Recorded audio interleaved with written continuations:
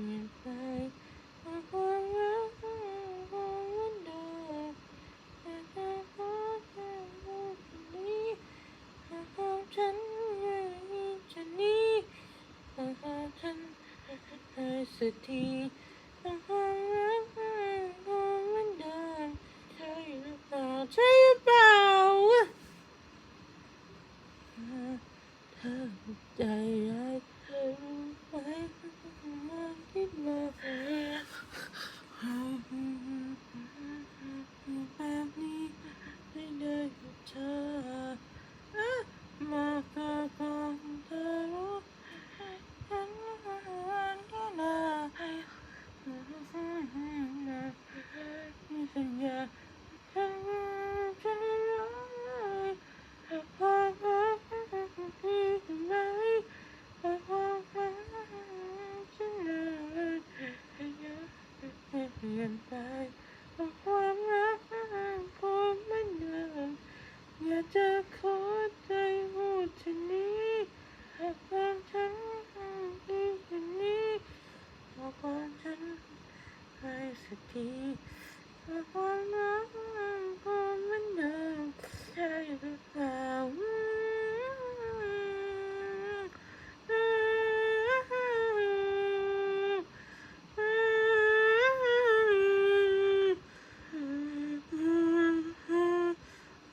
ความ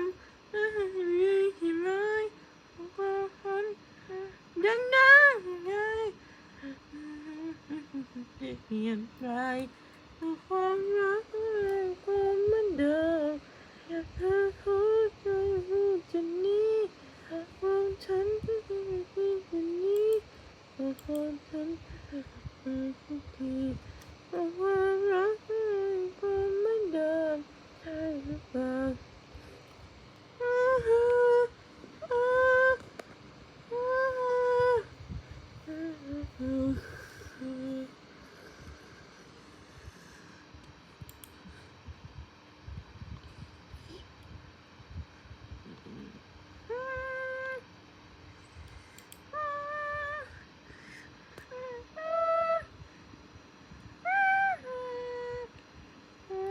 ใครจะเป็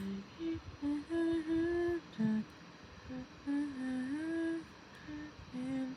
สักทีคนที่เข้าใจแล้วความนี้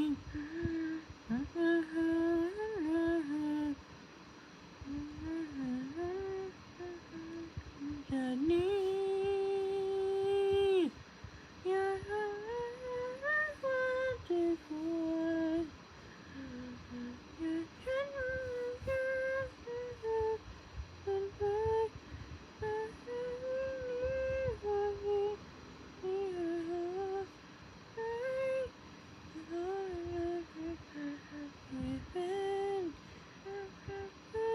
ไม่เป็นเจ็บปวด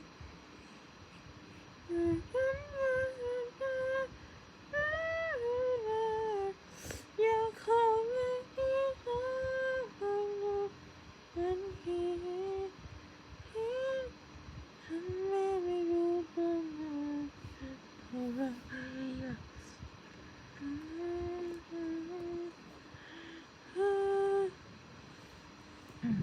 ใคร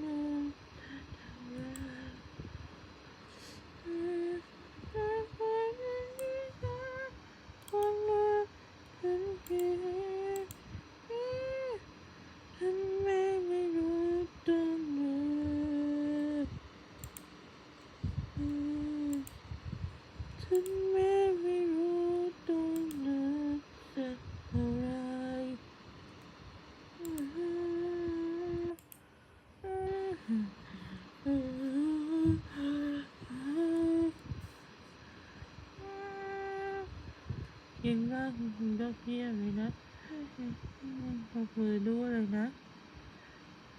ตัวเองค่ะวู้กากากากากาฮิฮิฮิฮิฮิฮ่าฮ่าฮ่าฮ่าฮ่ากาฮ่าฮ่าฮ่าฮ่าฮิฮิฮิฮิฮ่าฮ่าฮ่าฮ่าฮ่าฮ่าฮ่าฮ่าฮ่าฮ่าฮ่าฮ่าฮิฮิฮิฮิฮิฮ่าฮ่าฮ่าฮ่าฮ่า ยังไม่เคยบอกใช่ไหมยังไม่เคยหาใช่ไหมไม่เคยไม่เคยไม่เคยไม่เคยหาใช่ไหมไม่เคยฟังใช่ไหมไม่เคยฟังใช่ไหมยังไม่เคยฟังใช่ไหมกะกะกะกะกะกะกะอืมอืมอืมอืมอืมอืมอืม กากากากากากาน้องตามน้องตามน้องตามน้องตามน้องตามน้องตามกากากากากาฮิฮิฮิฮิฮิกากากากากาฮิฮิฮิฮิฮิกากากากากากาฮิฮิฮิฮิกากากาฮ่าฮ่าฮ่าฮ่าฮ่าโอเคโอเคไม่รู้จักชื่อว่ากากากา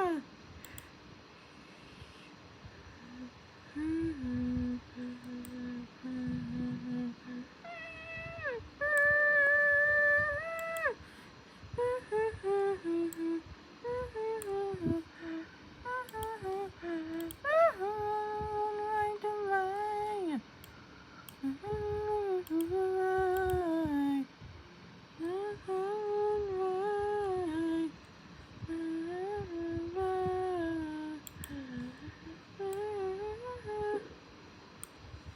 ไม่รู้จริงที่ไม่เคย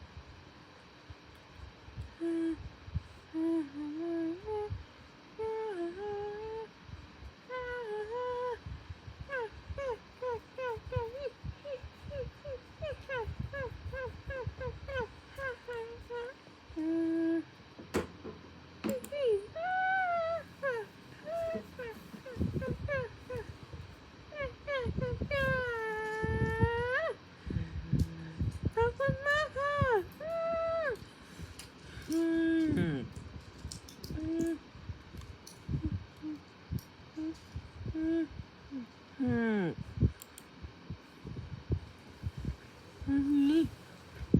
คนสดชอบเห็นแบบขอบคุณมากๆขอบคุณไม่มีแฟนของสิงหน่อยว่าขอบคุณมีแฟนแล้วหน่อยดังภูมิใจหน่อยแล้วเสิ่งดังหน่อยหัวใจเขาพร้อมมาจะไว้สองคนเรื่องของเราโอ้โห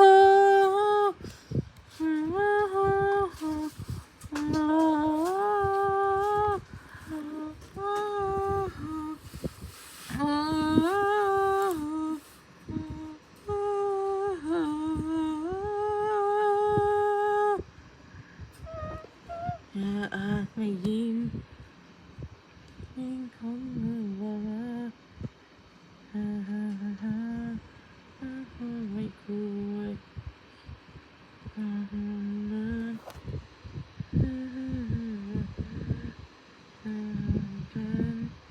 จะเริ่มด้วย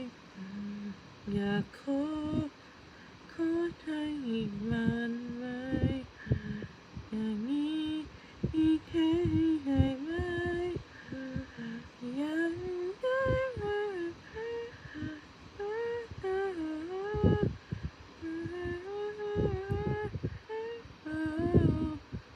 ไม่ต้องรู้คุณต่อไปอยากใจของเธอ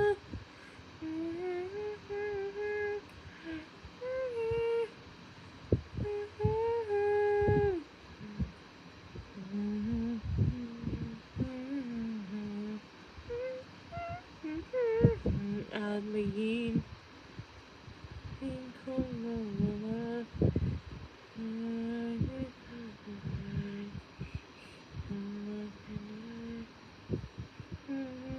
จะให้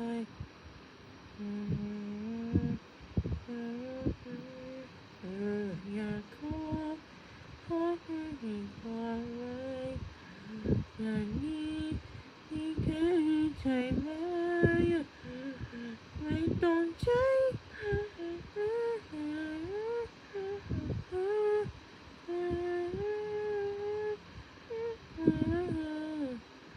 ไม่ต้องรู้ไม่ต้องย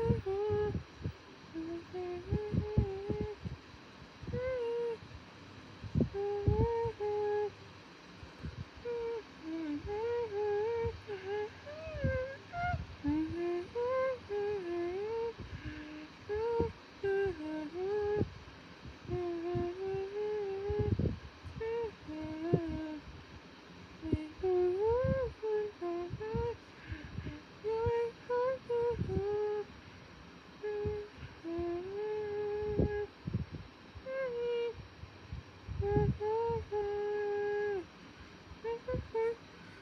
ไม่ความเท่นะขอบคุณมากค่ะโอ้โอ้โอ้งอขอบคุณมากค่ะไม่ได้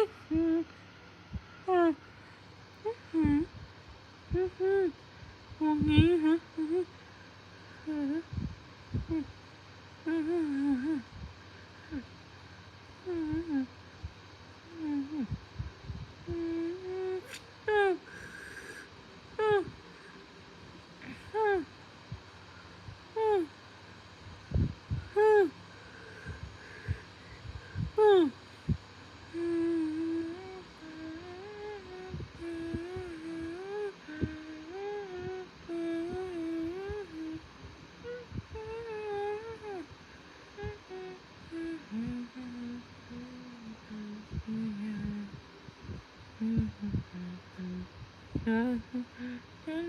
เธอว่ารักขอตัว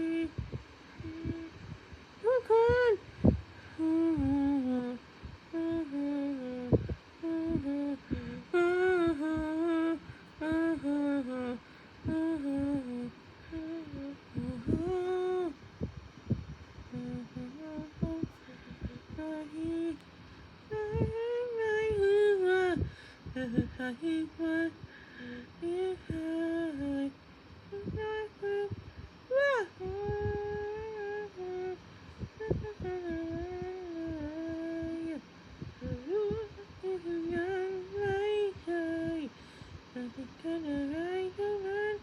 อะไรทั้งคนรู้เขาจะที่ฉันจะเจอพี่ยิ่งใหญ่มันมีความหมายอะไรจริงๆแต่ข้างข้างใจบางทีฉันยิ่งได้เลือกว่าฉันต้องการให้มันเสียใจเฮ้ยเพลงนี้เท่าไหร่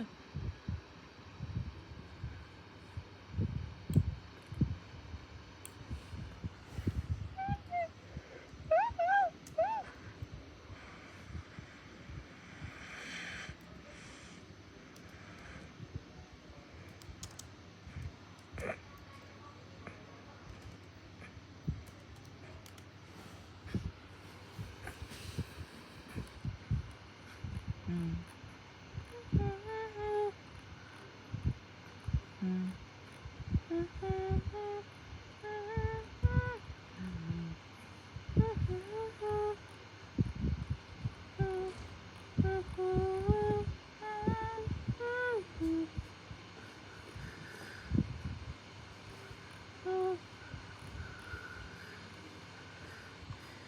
อืมอืม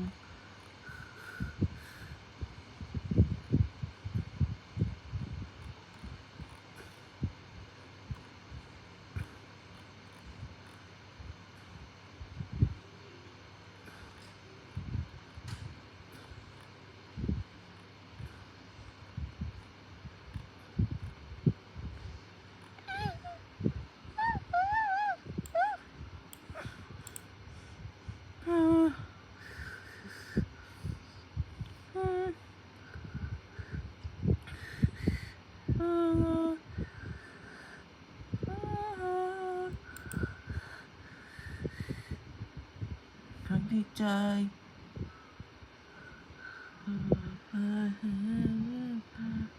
ร้อนมา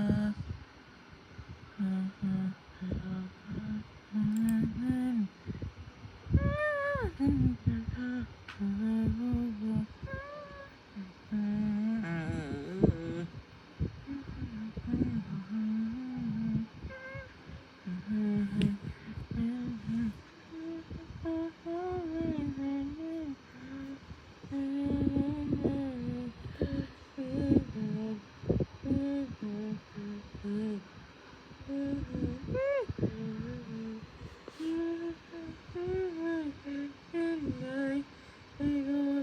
ไม่มีเธอ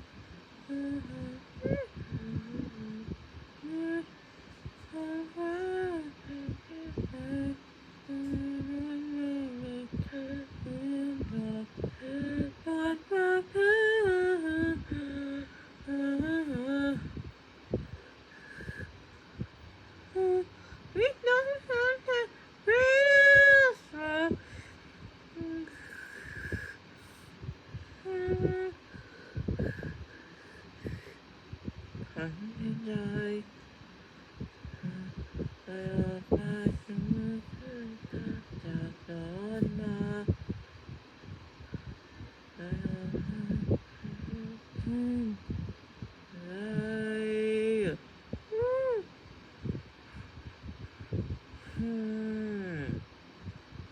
Who knows?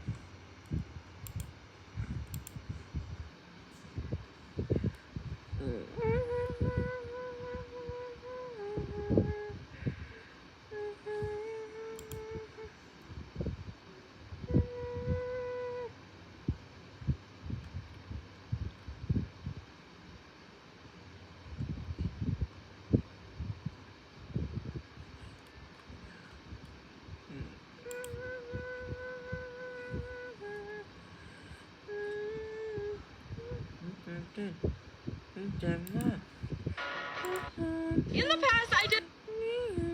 wish they did it in a male outfit, but they did pretty good, honestly. Oh my goodness, they said Aurora. Okay, you know what? They did better than I ever would, so I'm glad that I did Maleficent this round because I could not have done that. I got third again! Okay, you know what? That's okay. I still got third. I'm happy about it. Anyways, guys, if you like this video and want a part 3 of Disney princesses, make sure to like and subscribe. Bye!